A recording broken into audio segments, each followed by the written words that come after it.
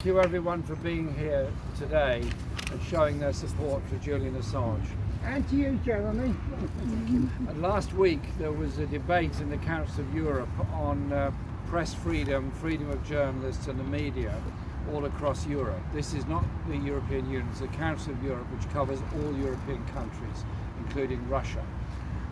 Two of us took the opportunity to speak in that debate about issues of real journalism around the world. Journalists that are imprisoned, assassinated, locked up and terrified for their lives because they're exposing corruption, all kinds of things all around the world in many, many countries. And many colleagues in the Council of Europe spoke very eloquently about all of that, and I absolutely agree with all of that. And the need to defend real journalists when they stand up against abuse of power and corruption. But sadly, only two of us, that's Paul Gavin from Ireland and myself, used the opportunity to speak about Julian Assange.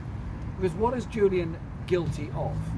Other than exposing, as Stella pointed out, what happened in Guantanamo Bay, what happened in Afghanistan, what happened in Iraq, and he exposed the truth about war machines and the march to war, which has cost the lives of so many tens of thousands of people over the past 20 years. And about Labour, Blairite war crimes. What Julian did was told the truth to the whole world, and that is why he was threatened with extradition to the USA, and there he would have probably received a prison sentence of at least 175 years.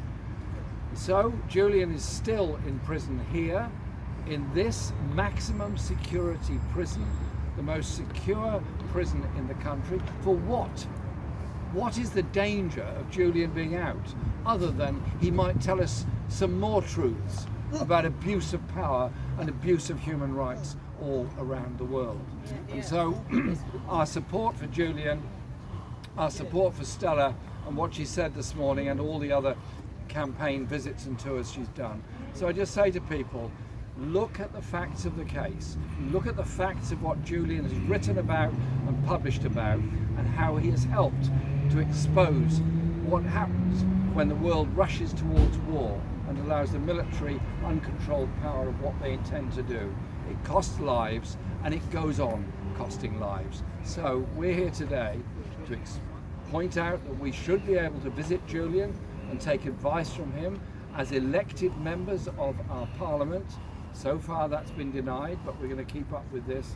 But above all, let's keep up this campaign and make sure that Julian is not just not extradited to the USA or indeed anywhere else, but is freed so he can be with his partner, be with his children, and be a free human being to carry on the great work that he's done for all of his life. Thank you very much. Free Julian Assange!